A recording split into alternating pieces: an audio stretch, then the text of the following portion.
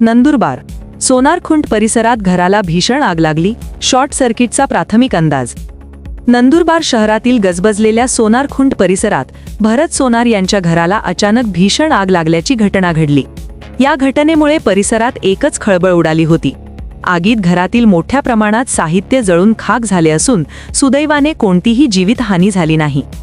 मिळालेल्या माहितीनुसार भरत सोनार यांच्या घरातून अचानक धूर आणि ज्वाळा बाहेर येऊ लागल्याने परिसरातील नागरिकांनी तात्काळ धाव घेतली। नागरिकांनी मिळेल त्या साधनांच्या मदतीने आग विझविण्याचा प्रयत्न केला।